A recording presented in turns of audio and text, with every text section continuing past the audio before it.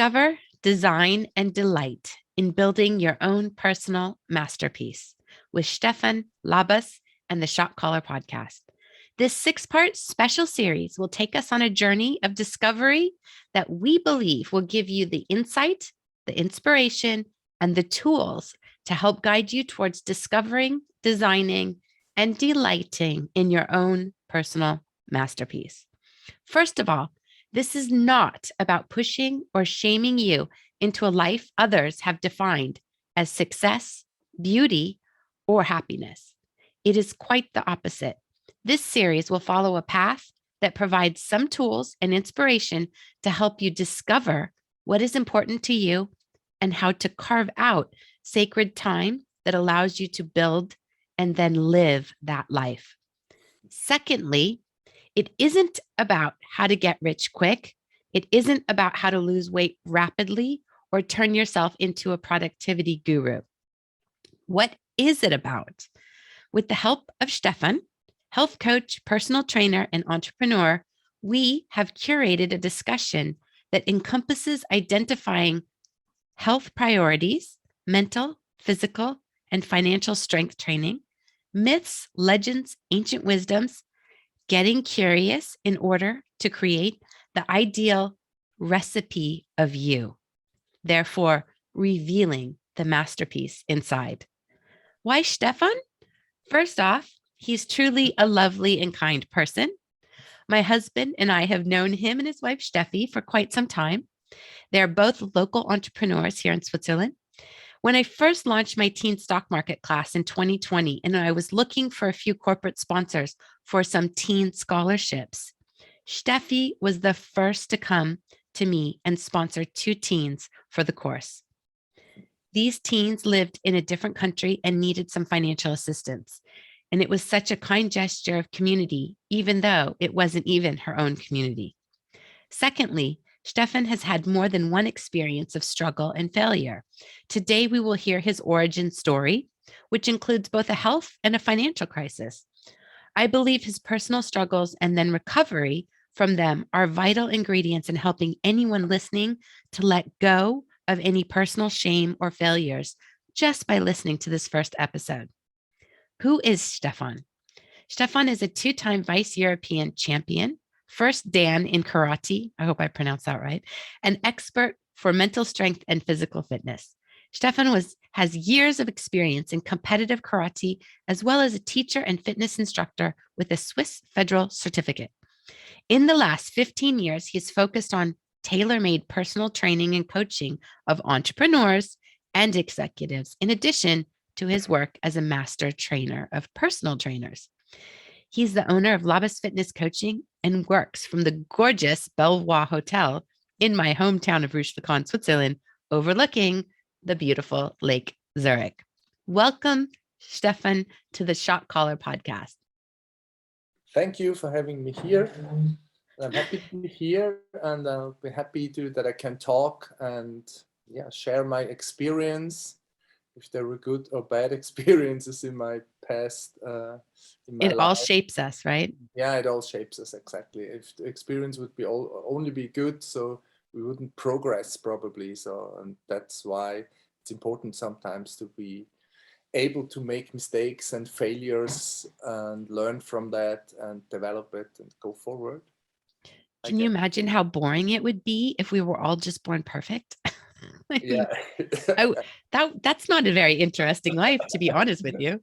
No, I don't think so either. So I think it's really important sometimes to have certain challenges and struggles. Well, it's like in weight training. If you don't have a resistance when you train, you don't develop more muscles, or you don't develop more cardio if you don't push yourself out of your comfort zone or to a next level. So we need always challenges to develop our life.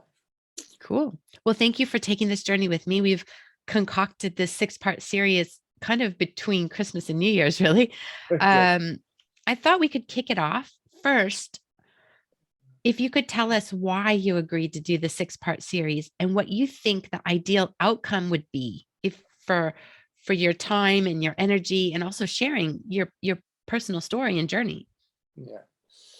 Well, first of all, I think I've had this always in my life that I wanted to help people. That I wanted to help human with my experience, with the things that I have went through in my life.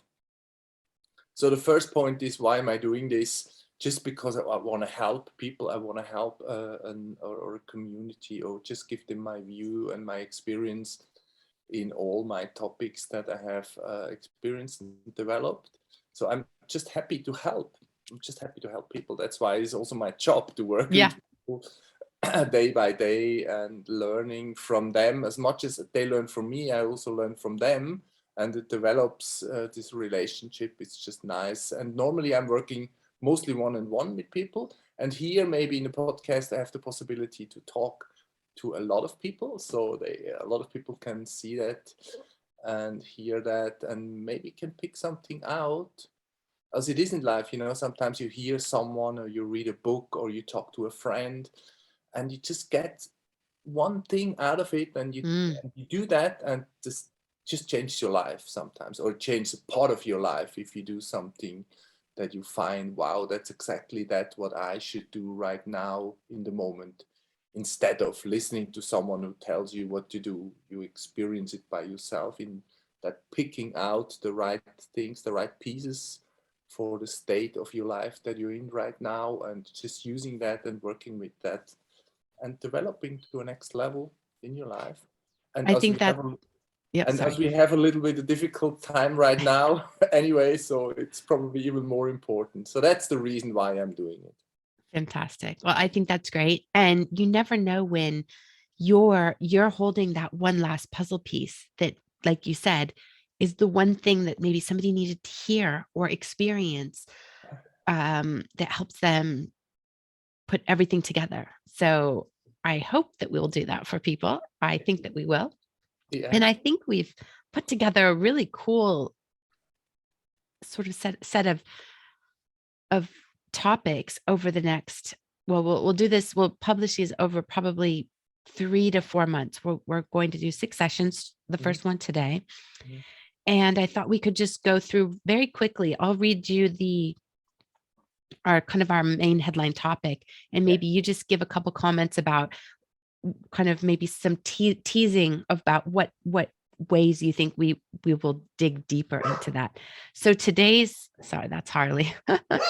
I will read out the headline of the next 5 plus this one topics on our series, and you can kind of maybe give some little teasers, some little breadcrumbs about where we'll go with that topic.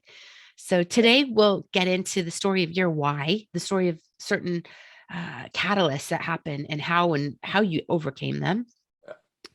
Series 2, or episode 2, will be creating sacred time to build your masterpiece, meeting myself.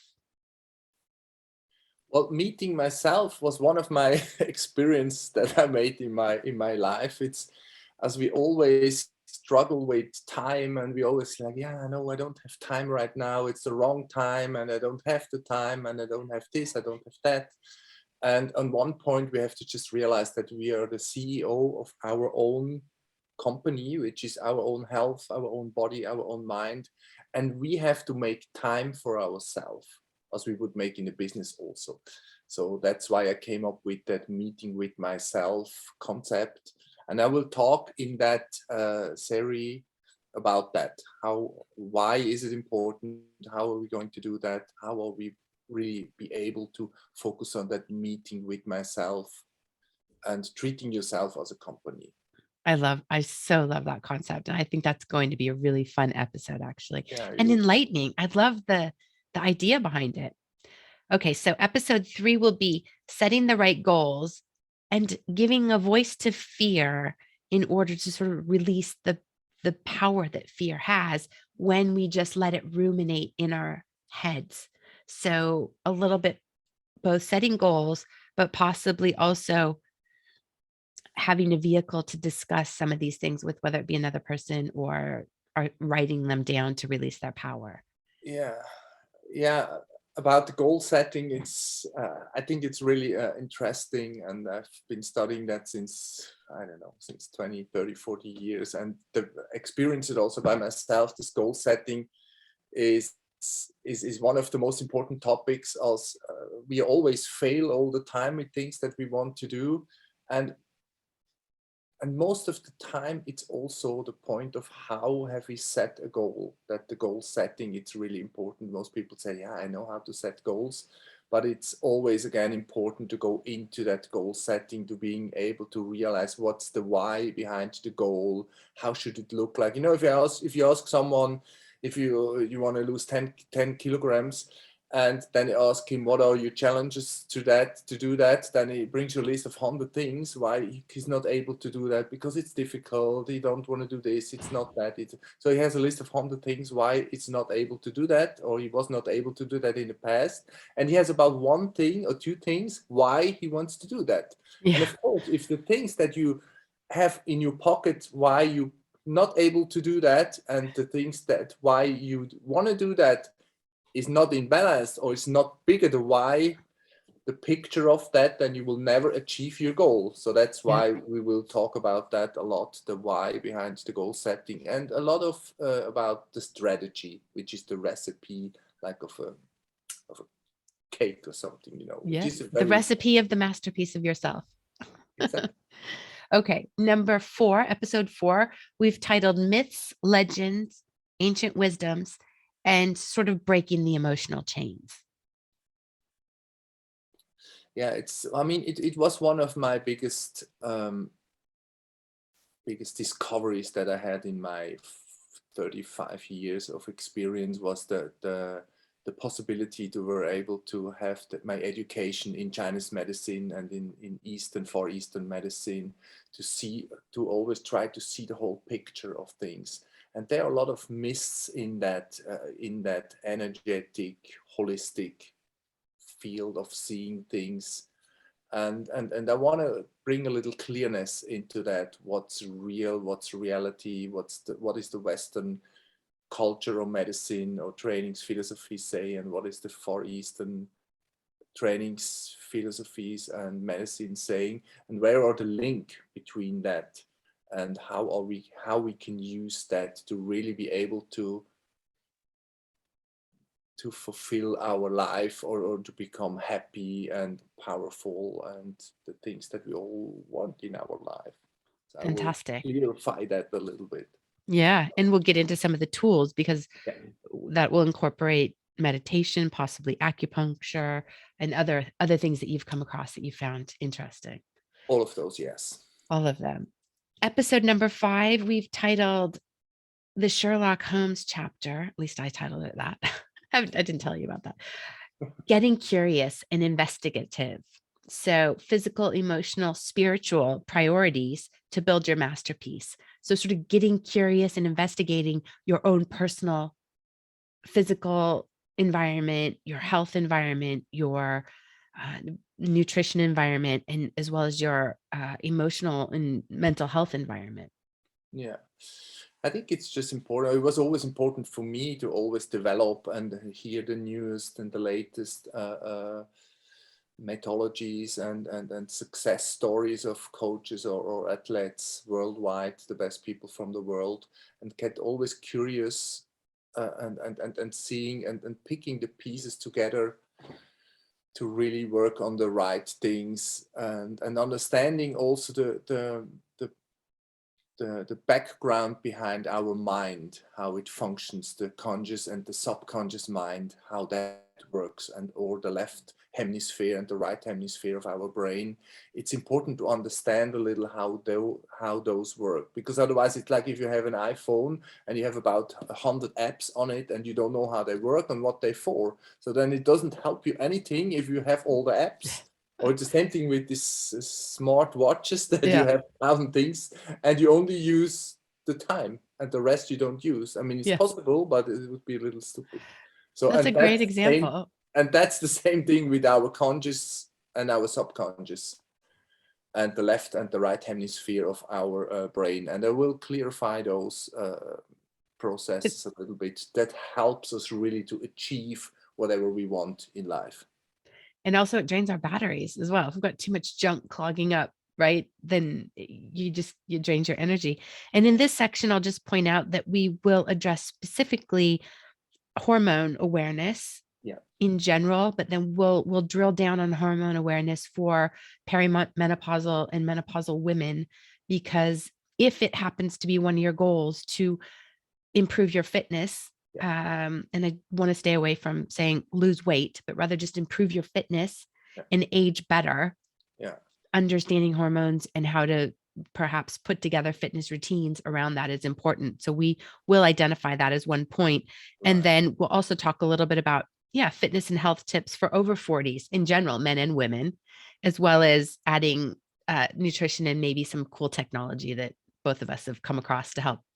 Yeah, exactly. It's a huge topic about training or nutrition stuff or from people over 40, because obviously it's different as if you're 20. When you're 20, you can do what you want and it goes quick. And when you're over 40, things doesn't work anymore. Things Not a change. little Things bit or change. not even at all, or even it gets worse and making opposite things in your body that you really want. So Yeah. it's important there to give some clearness. Definitely.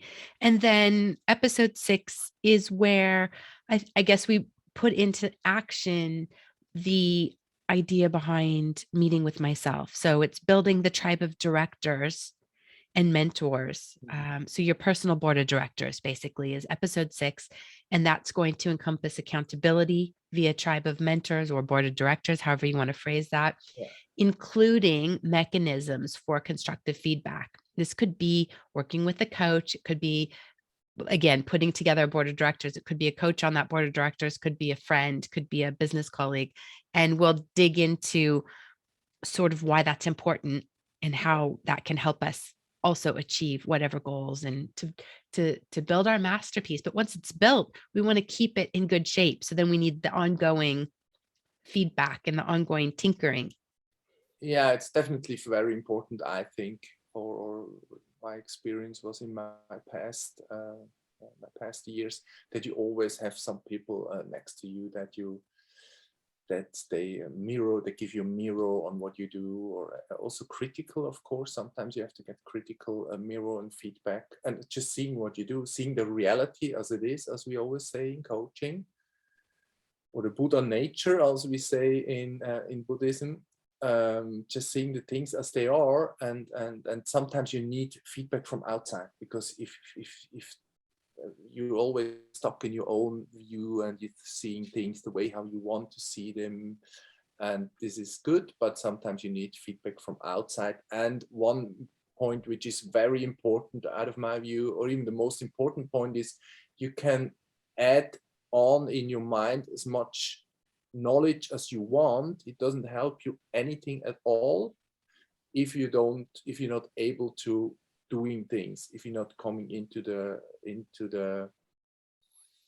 force of doing things. Otherwise, it doesn't help you anything. You can read a million books, and if you know all that in your conscious mind, it doesn't help you anything to change your life or change anything in your life. So you need to be able to doing things consistently and knowing exactly what you do, why you do, how long you do them, and what for you're doing them.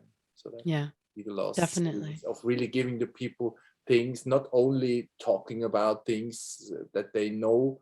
Maybe they know already some of them, and some of them are new for them, but it doesn't help them anything. So the most important is that they have some tools and some in the recipe of their whatever the goal is for them, and really have some changes in their lives.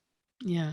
And lest anybody think that I'm perfectly organized and I've got all my shit together, think again.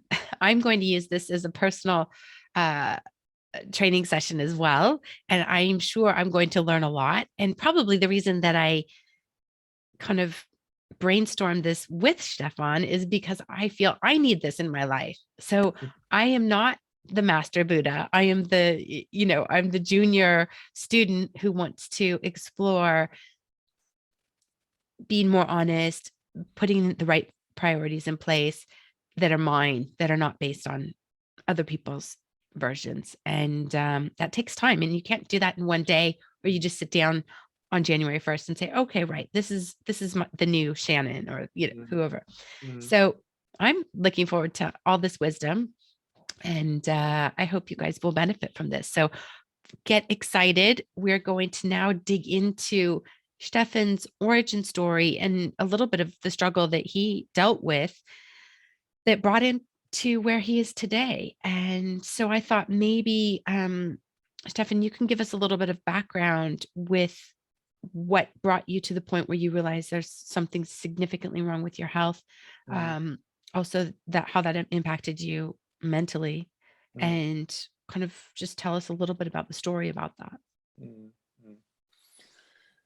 Well, I start jumping directly. There was a time in my life, and there were about 3 years, which I were not able to do any work at all. So I was sitting at home and I could not work. I was not able to work. I was not able to concentrate for even 10 minutes because I was totally exhausted. I couldn't focus. I felt dizzy. I felt, yeah, I felt like an 80-year-old man, or an unhealthy 85-year-old man, and I couldn't do anything. And How this, old that, were you then? I was then 32. 32. Okay. I was 32, and in the middle of my high power hormone state, Yeah. actually. And it came overnight. It Ah, was like an incident that I had in the age of 32.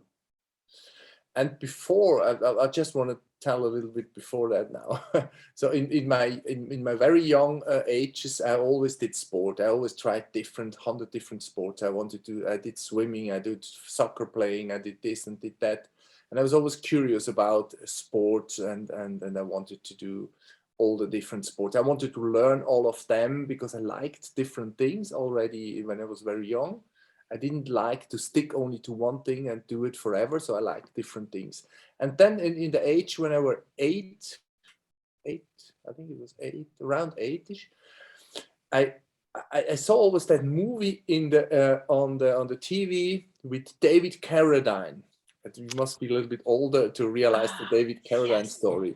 No, I David know that Carradine, one. The you know kung that one? fu, the kung fu The one. Kung Fu Master, yeah, the blind guy, Ah, he couldn't see yes. any things, and he could hear and he could feel, and it was this Kung Fu Master with a really cool story behind also. So he always helped people, but he was always calm. He couldn't see anything, but with his movements, he was chuck chuck chuck. He could beat up all the people, but in a good way. So it was just self-defense. But that was kind of, that impressed me when I was young so much. These David Carradine movies, I watched all of them, and that brought me then, at one point, brought me on the track and trail of martial arts. So that's why I also started doing martial art, because I was so impressed by not beating up other people's at all. So I was just impressed by that spiritual. Even I didn't realize it back then, but I realized it now. So I was impressed by that spiritual Buddha, samurai, I don't know, And a strength. centeredness and control as well, sort Yeah, of. without seeing, blind, but feeling everything and being able to solve problems with not fighting. Sometimes this David Carradine is also talking or walking away of situations. So that just brought me into that martial art thing. And from that time on, I did martial art and trained like every day for 3 4 hours every day. So that was my start. When I was very young, I found my sport, and so I did martial arts day and night, 5 7 days a week, till I Wow. did a lot of competitions and everything. So it was just my life, martial art. And it also changed my personality, because my personality till I started martial art was I was sporty, but I was very insecure also as a kid. Mhm. I was insecure a little. I didn't trust. I was introverted, so I didn't trust to stand up and speak for myself. So other poked always on me, like, yeah, Stefan, the little weak guy. And of course, it all changed when I did martial art, or maybe not the first year, but after the third or the fourth year, they realized, wow, this guy's doing martial art here. Wow. And I felt also my strength in my body, my mental strength. I felt that. And it really helped me to become more self-confident, I think this is one of the most important things that I came out of this martial art, mental strength. was the first thing in the morning I thought, and the last thing in the evening when I went to sleep was training martial art, how I can train better, more effective, all those stuff. Till I started, of course, be confronted with the times of when I realized, okay, hey, you have to learn to earn money some way, and martial art doesn't give you any money here. So you need to learn a job and you need to do something. So of course I learned a job in the industry of fitness.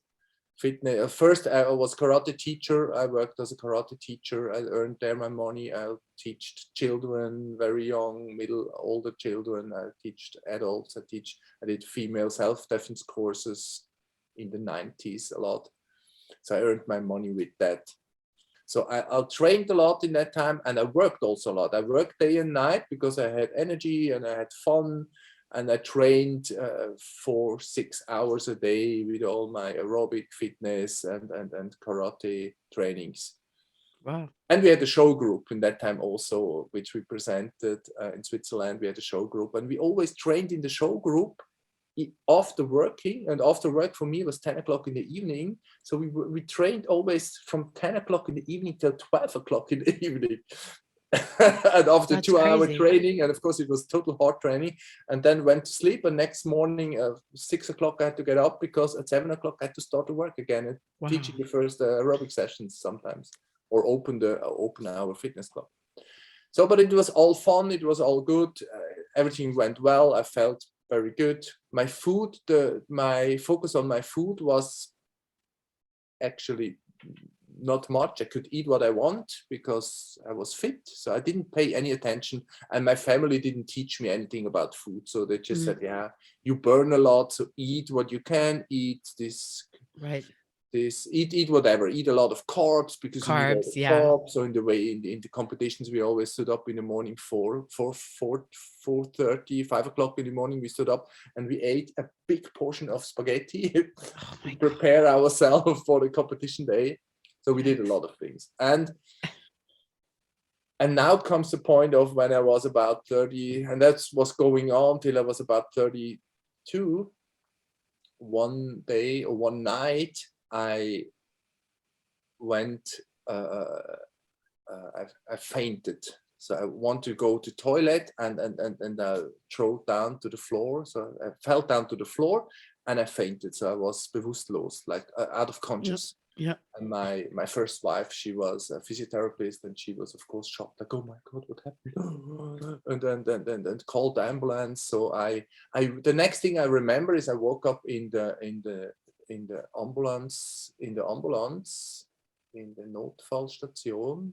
Yeah. Emergency room, yes. I woke up in the emergency room and had all these cables out of my head and here and there, and about 5 doctors standing around me and looking at me like a zombie, like, oh, we don't know what's happened with this guy.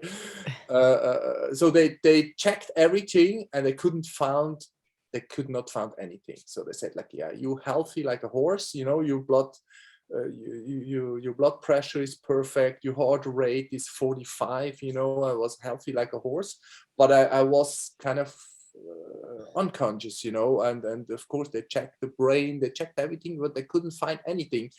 And they sent me home. They said, like, yeah, go home now, you're fine, just give you a rest, and then we will be fine. But from that point on, I couldn't work anymore because I could not function. My brain didn't work.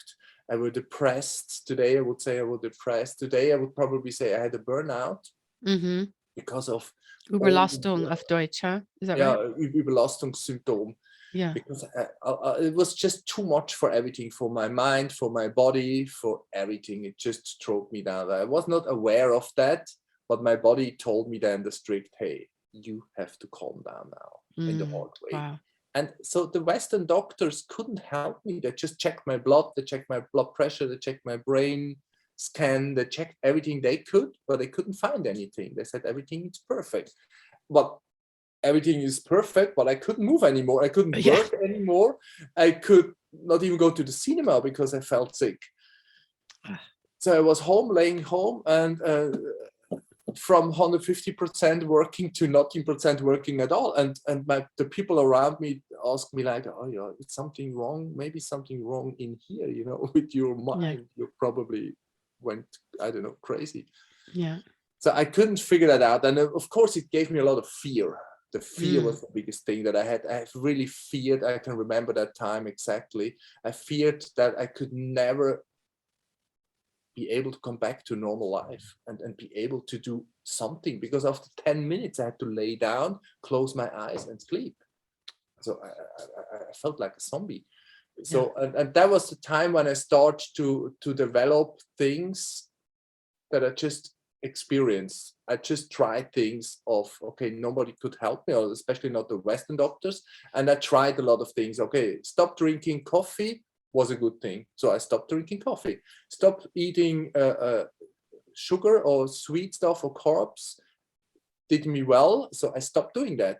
I did everything that felt good for me. So I came a little bit better, but not really. And on that point, I thought like, okay, I need to change something. I need to do something. Otherwise, I'm not survive this. And then I went around and tried to search for help.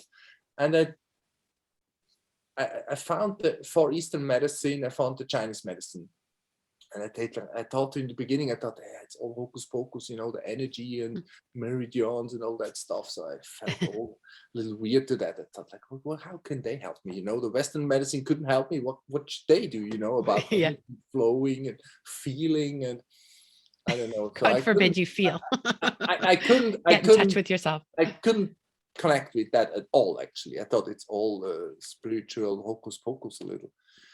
But then I went to one Chinese medicine person, and he looked at me and he checked everything. He checked the pulse, watched my tongue and my eyes, my ears, and everything. And he said, like, "Oh, we know exactly what's wrong with you." And I thought, like, okay, now I'm wondering. And they told me about 5 or 6 things which I didn't understand to that time at all, but they know what to do, and it helped me, you know, after weeks, after months, and then after years, it helped me to develop, to come back to my strength, to my energy, to my power, to my, I get rid of my fear, and I had more self-confidence again, and I start to be able to work again, and was able to work out again, which I couldn't before. So I came back to life, but it took me 3 years. I was going to ask you how long that took. Okay. It took me 3 years. And it was sort of, was it linear? Like, was it consistent, or was it you'd make a forward step and then all of a sudden, you know, something wouldn't work perfectly and then you'd take another step and then you kind of built, like, was it forward and backwards, or was it relatively consistent once you worked with the Chinese medicine? No, not at all. You know, first of all, it went even worse. You know, I didn't felt good at all. It went, nothing happened, and it went forward like millimeter steps. You know, I felt like, okay, it is not getting me anywhere.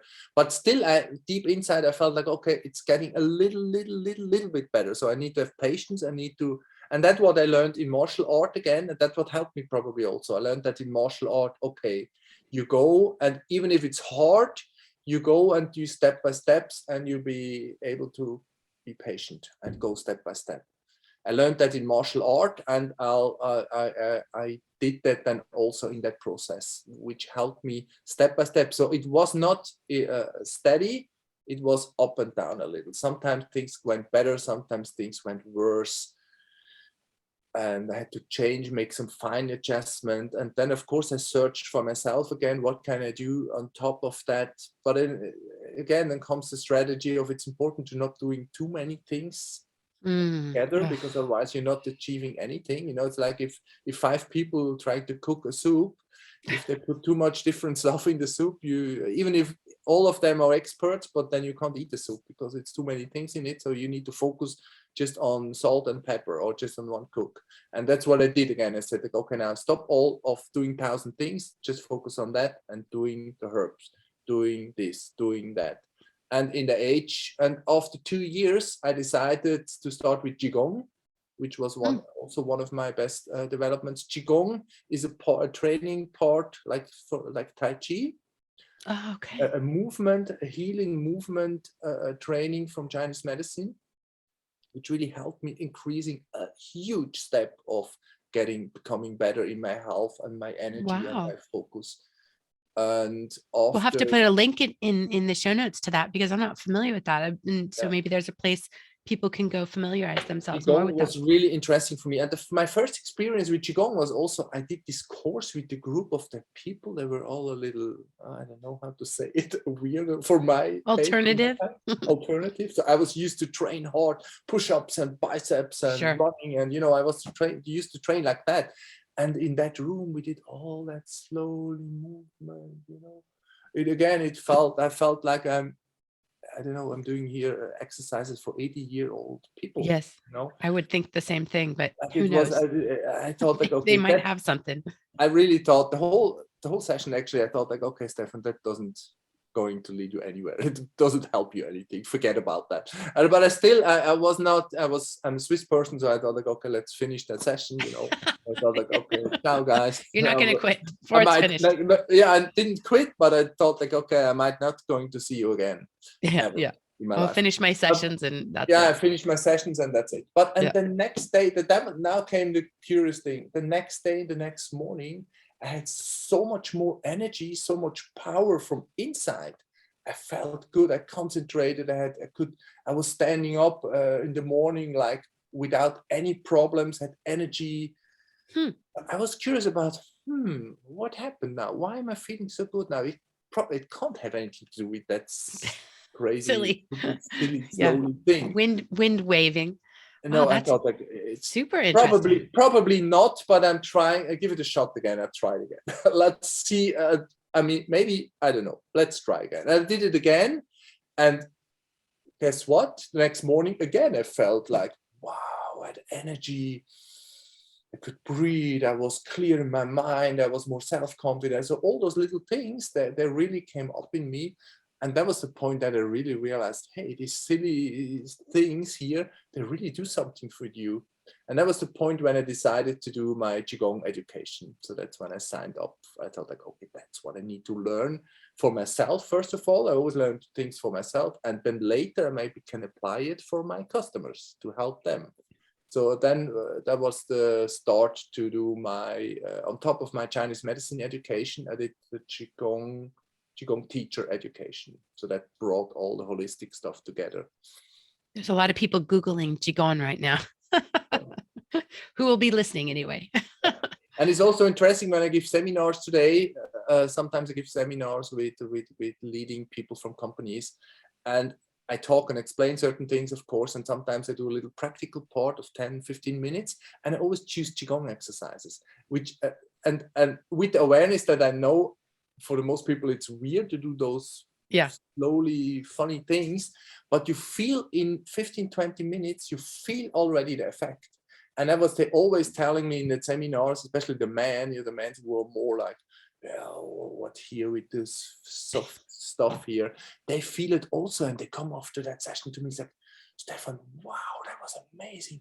My back, it's not hurting anymore at all, or my stiffness, or little things really changing in a quick time. It has a very strong impact, not by explaining it, by doing it exactly the way how I'll explain them. So that was my one of my highlights. One of your experiences, your positive experiences.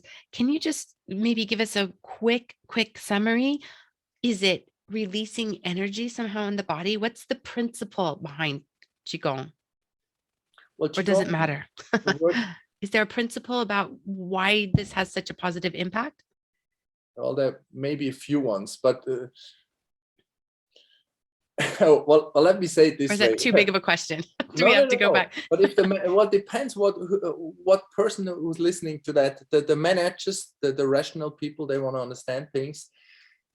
They mostly, even if you understand it, you're not able to feel it. So the best thing is to do it, that you really, that you feel it, even if you understand the background, because the background has to do with energy, of course. It has to do with energy, and it has to do that our body, or the Far Eastern medicine, knows that our body is made of energy. So everything flows like waves, like in the radio station, the waves, everything flows.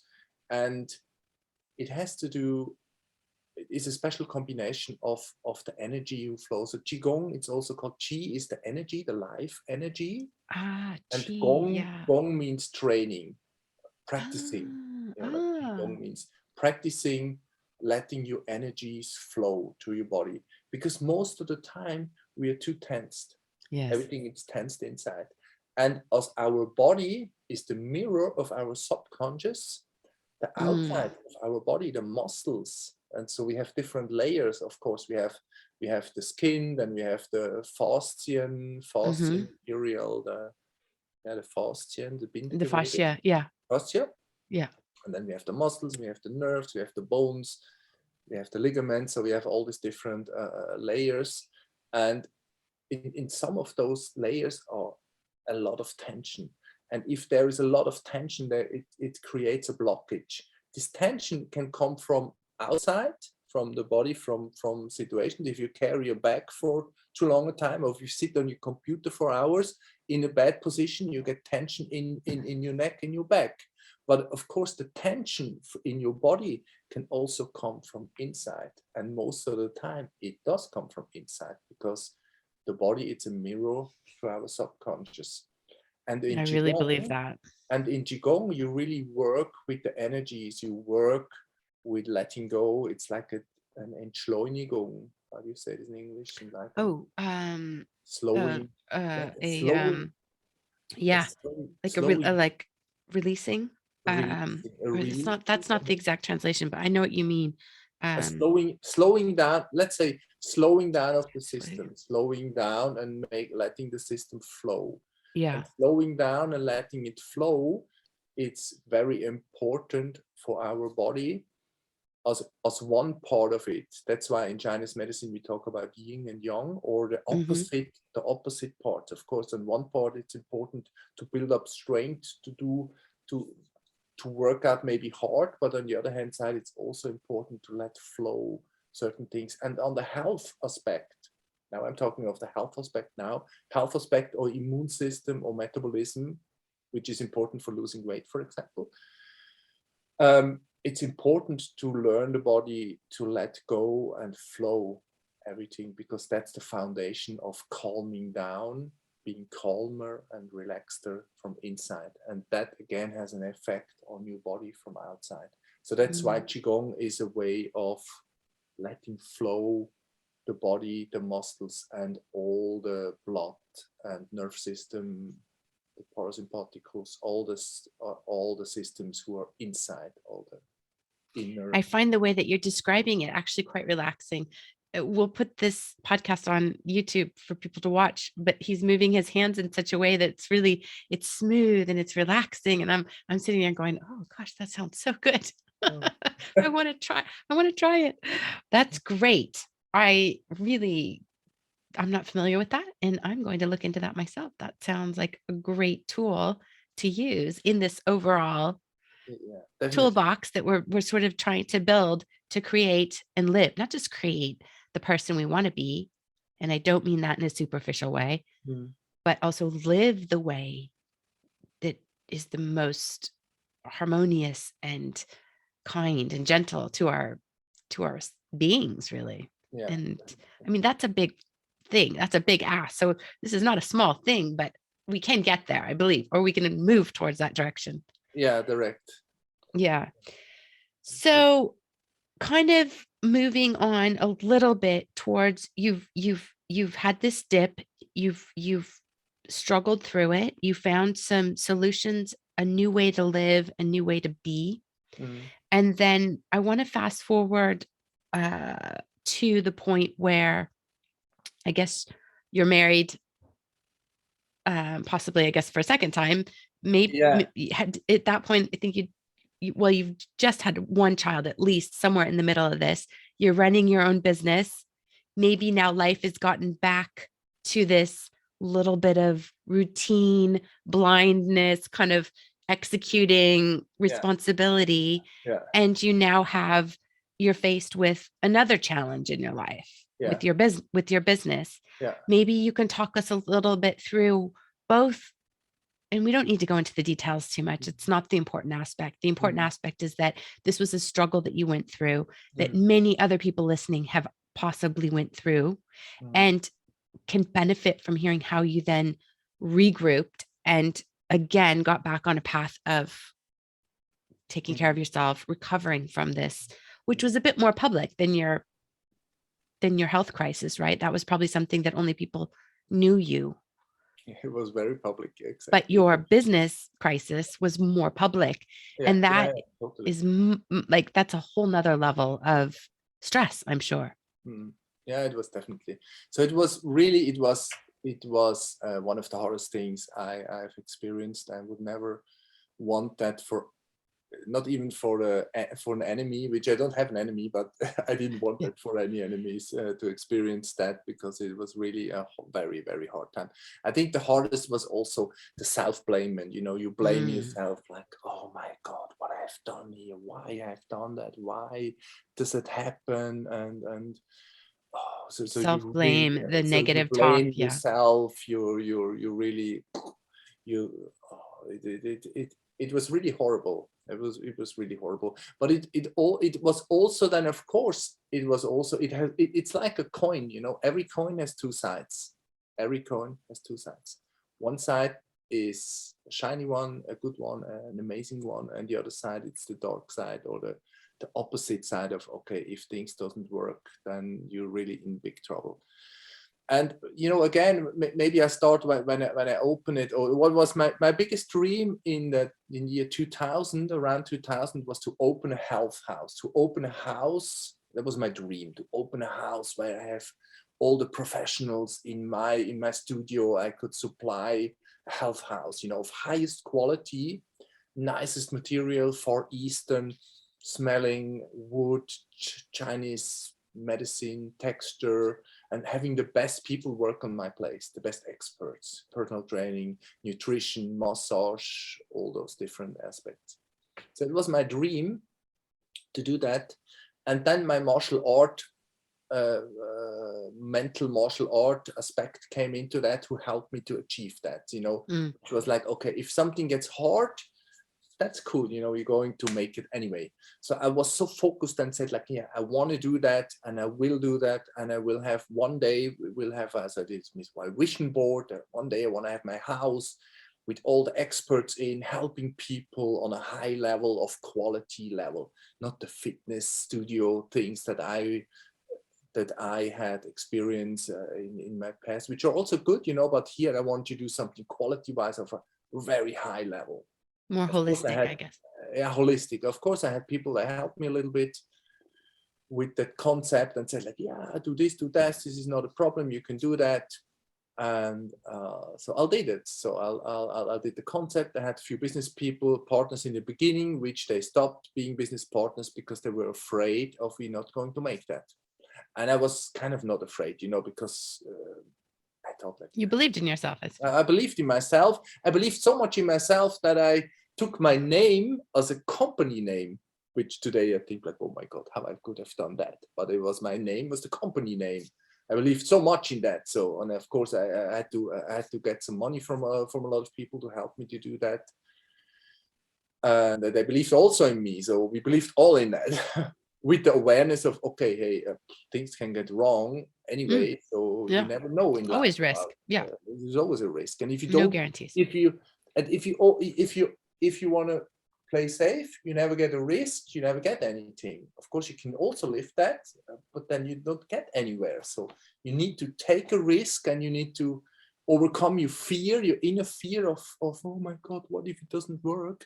So you overcome that and say, like, yes, but I will challenge myself, and I will challenge myself with other people, and I will do that. So I did that, and it was great in the beginning. It was so nice. The people had so nice compliments of, oh my God, this is the nicest studio I've ever saw all over the world, because people were traveling all over the world, and said, like, yeah, this is so nice. I've never seen a studio so nice than that one.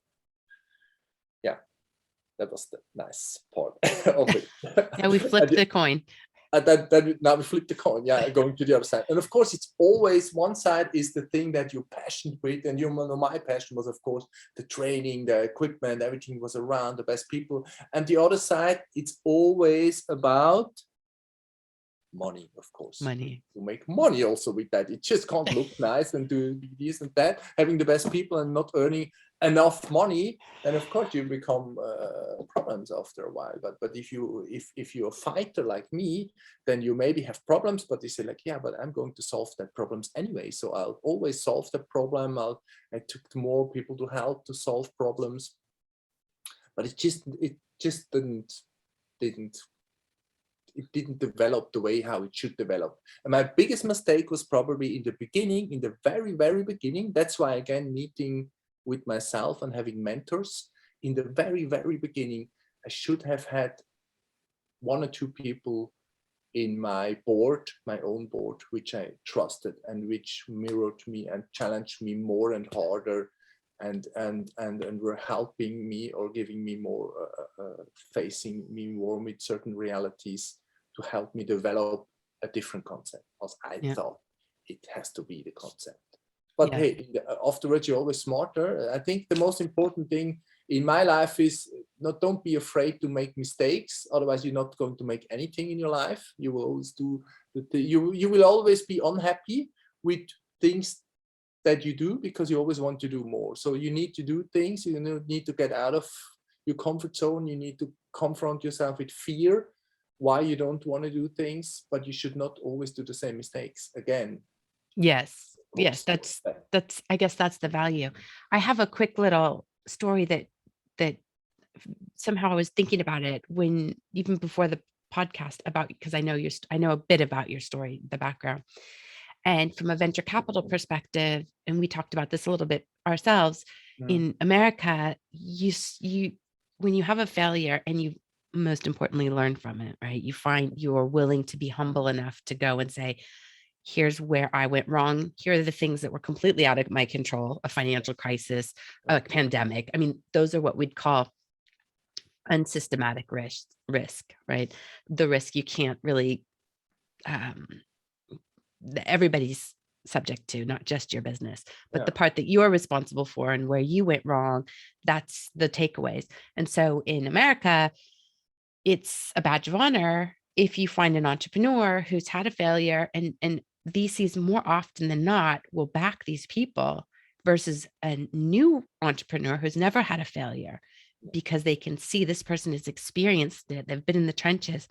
And I was thinking about when I went into venture capital after being in wealth management for all of my career from right out of university. And I was so enamored and so, just the perfect rose-colored glasses on with several of the deals that we were working on. I talked my husband into investing in several of them. And because I was an employee, we didn't have to put in the same amount of minimums as the clients were putting in. So I was able to get in for smaller ticket sizes, but they weren't nothing. I mean, they were sort of between $10,000 and $25,000 per investment. And this is completely illiquid investments, right? We've got 2 young children, and, I've just started a new career, which, by the way, wasn't salaried. It was sort of a draw. So you had to pay back whatever you didn't earn. So really in the trenches kind of stuff. One of the investments that we invested into is a company called Fisker electric car, not electronic. And Fisker initially started, Henrik Fisker, we were raising money alongside some really big venture capital firms in Silicon Valley. So we were just taking a piece of that deal and taking it to high net worths, ultra high net worths, and some family offices. And Tesla was already going, and it was still early days. It wasn't assured, but Tesla was having some early success, right, in their production, in their iteration. So it seemed like this is the next one. This whole market's going to move now. And ultimately it failed. Henrik Fisker was a rock star car designer. He designed the Aston Martin DB9. He, I think there was also a Jaguar. He, I think the Z8, if I'm not, that's a BMW. Anyway, this guy had a CV on car design that would just every person who's a petrol head would love. So taking him into the electric industry, well, he wanted the best of everything, stamped steel. He was going into this as a luxury car market because he'd never had to be in charge of a budget. He worked for the big automakers. He just had to design something beautiful, and then they would sell it to people who they knew could afford it. Now, this all I'm reflecting on in hindsight, right? All of this is in hindsight. So there was a lot longer to get to market, really focused on fine details. And he's a visionary. Don't get me wrong. He's a beautiful car designer. And then they also, something that wasn't their fault, but is part of the industry, is that the battery technology that they used was their ultimate downfall. So eventually the company went bankrupt. We lost all our money, as did all the other investors. Now he started a new company, a second iteration, and it's much more. And furthermore, this is an awesome story. I introduced him to his current wife accidentally because she worked for a top family office in London. And I invited her and another woman to come to the show. What am I saying? What show? It was road show. So we had a private road show. We all ended up over, a smaller group of us ended over at the famous Annabelle's in Berkeley Square.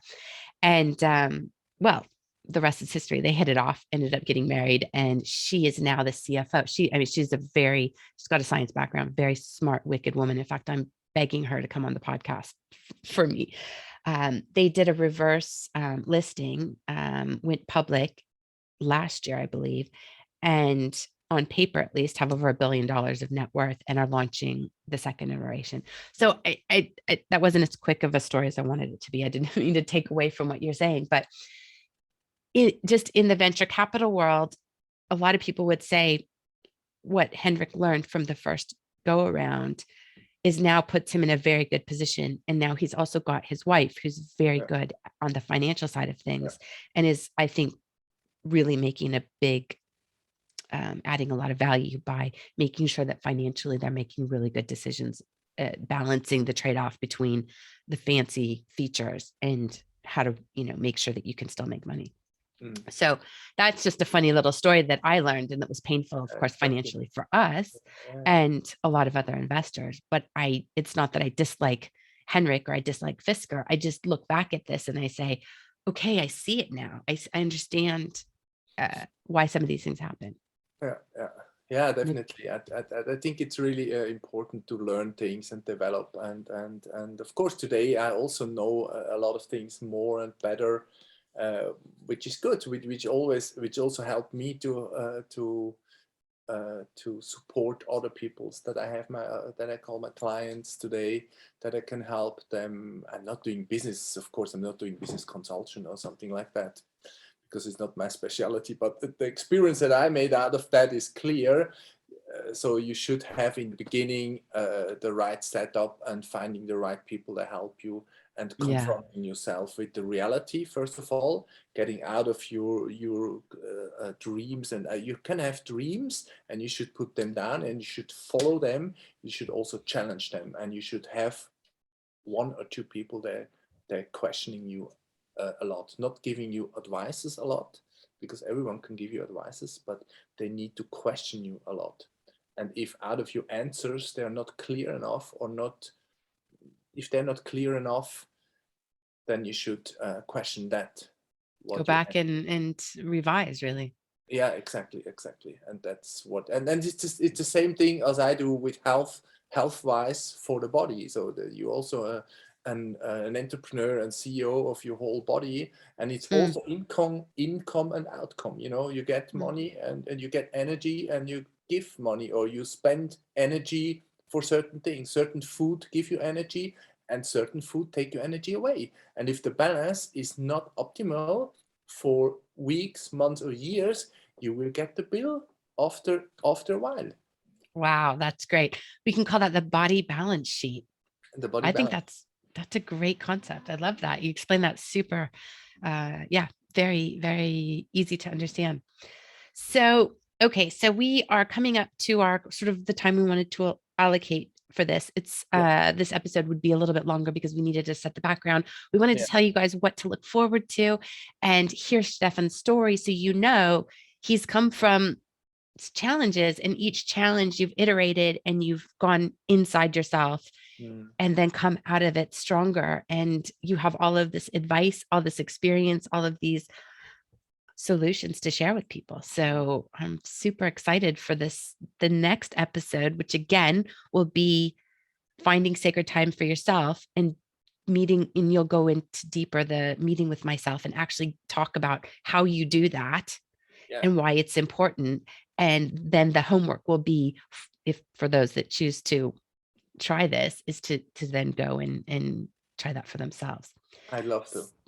So before we just end, is there anything that you suggest people listening now to this episode should do in preparation for the next episode? Or is there something they should be thinking about? Do you have any advice there in order for them to kind of mentally prepare themselves to go on this 6-part journey? Yeah, I would have one. It's Okay, already a good. little exercise, because it's something that we all confronted all the time. We all confronted with problems, with stressors, with things that make us unhappy, that makes us crazy about things that don't go the way that we want them. And right now there are a lot of them, of course. Yeah. And sometimes it makes us a little bit, leaves us a little bit behind of the feeling of, we feel always a little stressed and unhappy because things doesn't go the way we want them. And from the psychology, we know that, for example, one bad effect, or one bad something Experience? that happens during the day, let's say one person tells you something like, yeah, you this, you that, something just goes on your liver and makes you angry about that. Just one little thing can keep you the whole day thinking, running, feeling bad, being cramped inside, even if you don't think anymore about that, but inside it makes you, so your hormones and all your nerve system, it's blocked about one situation. That's because if it's a system that we have in our body and mind concept from thousands of years. Because when you walk through the jungle and there is a tiger behind you, you had to act very quick. You see the tiger and you don't have time forever to react. So you see the tiger and you need to take all your power and run away, run up the tree or something, really the fight and flight reaction. Fight or flight. So you really fight and you really run away. And those energy that from inside comes help you to run away. And if we have this today all the time, so this, and that's what my point is, that takes about 1 second. It takes about 1 second to give you that feeling. One person who tells you something or situation can you let you feel the whole day and even the whole week bad. So 1 second of a bad feeling gives you all the hormones who can make you sick. And now, what do you think? How long does it take till you do a download of a positive situation? So you see something which is really very nice. What do you think? How long does it take till you get that into your system? Like I don't know, but I'm going to say it's longer. Is it longer? It is longer. Okay. So it is 10 seconds? I really don't know.